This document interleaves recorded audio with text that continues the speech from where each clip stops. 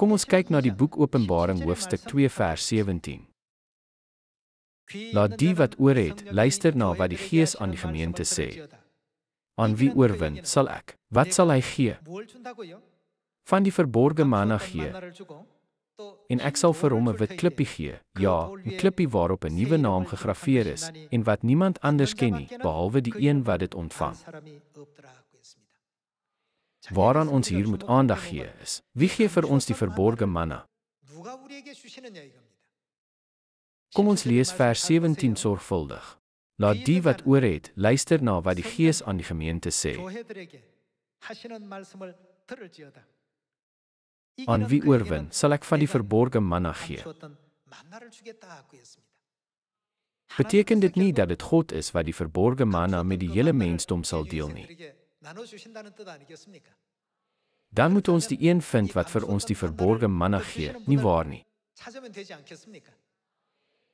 Watter waarheid het Jesus aangaande die manna vasgestel? Dit is die waarheid van die nuwe verbond Pasga. Daarom moet ons wag en die een vind wat aan die mensdom die waarheid van die nuwe verbond Pasga gee. Nadat Jesus 2000 jaar gelede na hierdie aarde gekom het en na die hemel opgevaar het, het die kerk egter baie gelei weens die vervolging deur Rome. Op die ou end het al die waarhede wat Jesus ons geleer het van die aarde af verdwyn. Die Sabbatdag, Saterdag, is verander na Sondagaanbidding, die Pasga is afgeskaf en Kersfees is in plaas daarvan bygevoeg. Gevolglik het die aarde 'n donker wêreld geword waar daar geen waarheid is nie. Daarom het God gesê dat hy weer in die vlees na hierdie aarde sou kom. Kom ons kyk na Hebreërs hoofstuk 9 vers 27. En net soos dit bestem is vir mense om slegs eenmaal te sterf, en daarna kom die oordeel, so sal Christus, nadat hy eenmalig geoffer is om die sondes van baie te dra, 'n tweede maal verskyn aan hulle wat hom verwag, nie weens sonde nie, maar om hulle te verlos. 2000 jaar gelede het Jesus in die vlees na die aarde gekom en het dieselfde voorkoms soos ons gehad.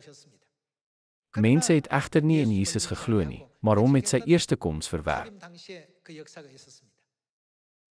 Tog het Christus beloof om 'n tweede keer in die vlees te kom. Hoe sal jy Christus herken wat 'n tweede keer kom? By sy wederkoms sal hy ook kom met die waarheid van die lewe, die Pasga, wat die waarheid van die verborge manna is.